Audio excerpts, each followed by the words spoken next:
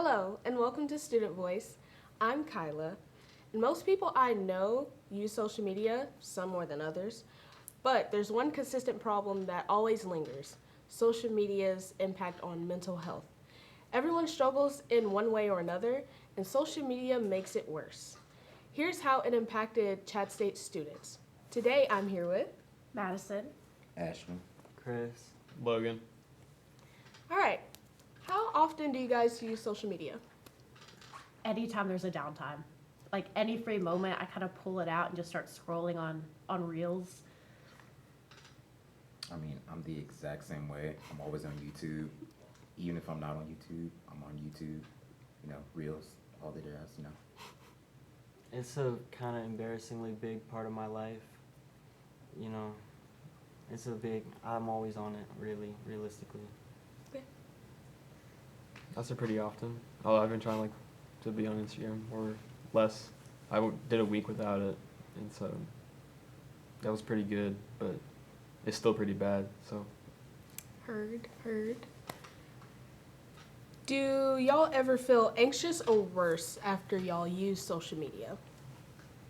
I think I used to, especially when I was in high school, I think 11th grade. There was a bunch of crazy stuff being posted, and a lot of it made me be like, oh, this is where we're headed. But then after a while, I think I was just like, yeah, can't change it. So I just figured out how to push past it and be like, yeah, I'll figure something out. I feel like for me, it's the complete opposite of her. So when I was in high school, I was like, oh, I'm just a kid. So I'm none of this really matters to me. And now older, I'm being affected and seeing how things are affecting the people around me. I'm angry about it all the time. I'm I need to get offline, stop seeing all this, but I can't. Where that's me. When I was a kid, I got to be ignorant, but now when I look in the comments, especially on Instagram, and it's I can't believe these people walk among us. It's all hateful, and then I'm like, wow. It's it makes you think the majority of people are hateful in real life, and you'd hope to think they're not. Maybe, I don't know. I don't know. I don't really get anxiety off social media. I didn't have it until my 8th grade ending year. My parents kept me safe, so I didn't worry about oh, I gotta post this and get so many likes at all. It's just been fun. The only issue is just doom scrolling for me. Same way. What are your main reasons for using social media? To showcase projects I've done, since I do want to work in film and stuff. It's also easier and faster to text my friends through a DM than actual messages. I rarely check my messages. And pretty much I think that's kind of it. It's also just if I can't sleep, I scroll on Reels again. I love Reels. Yeah. So the same thing for me. So I deleted all my socials 3 years ago and everything. It was 3 years strong. So the only thing I really had was YouTube. And then recently I was well, I want to get into film and photography. So I was gotta kind of make an Instagram to be able to post that stuff and people to be able to know me. So kind of just using it for that, but also getting funny memes and all that. I mean, I don't really make posts on Instagram or TikTok anymore. I'll use stuff like YouTube to upload music or projects I'm working on.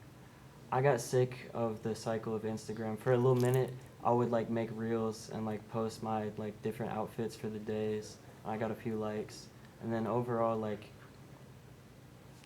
the hate comments would discourage me, and sometimes the comments that were nice would still make me upset for some reason. They'd just be overly annoying or nitpicky. And honestly, I think it's a cycle that I just need a break from. So it's mostly just media that I consume, and I don't want to really feed into it. Do you have any thoughts? Yeah, I only use Instagram and Snapchat overall as media. Yeah, social media. Snapchat, I just have a few friends. I don't even be on it. I just snap friends. That's it. Instagram. The only reason I got it was to text this girl, and so it didn't work out. But then I kept Instagram and got all my friends, and now I just post a few things every so often. Okay. Have you guys ever set or had a screen time limit? No. No. Yeah, I've tried to do it in the past. I'm like, I'm on my phone way too much.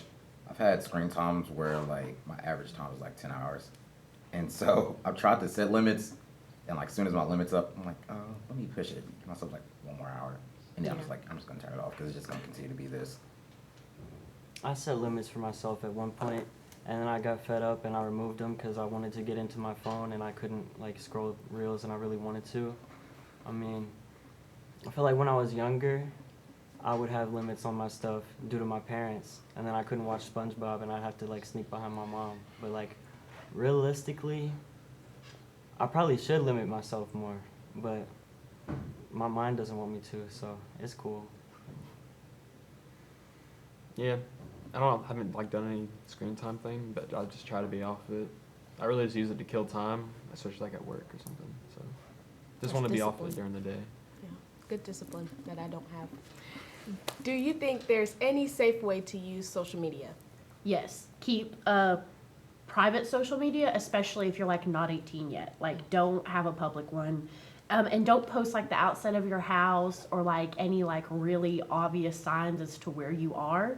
Especially if, again, you're under 18 and you're in like an area around where you live. Because you don't want people to find you. Right. And also do that little like message request thing where you can have like a preview before you accept it. So that way you're not getting anything unwanted. I mean, just what she said, really. I mean, there's a lot of evil, demonic people out there in the world. I mean, everybody sees it, so just keep a private Instagram. I mean, people love to hate for no reason, so Right. Like post a in picture of you and your comments. puppy. All of a sudden, your puppy's ugly and nobody loves you.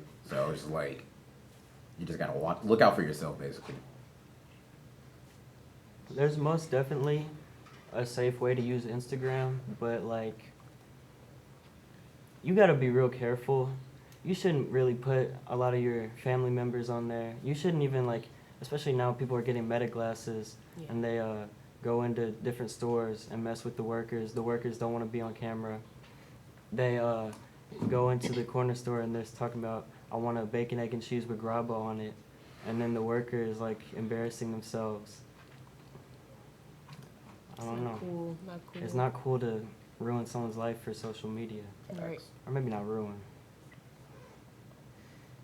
Yeah, I'd say the safe way. I mean, I just use a private account, so like I'm not worried about like strangers viewing what I'm doing. So I don't really get any hate comments because just close friends or Right. sub friends. So it's That's valid. Would you say social media has impacted your mental health in any way?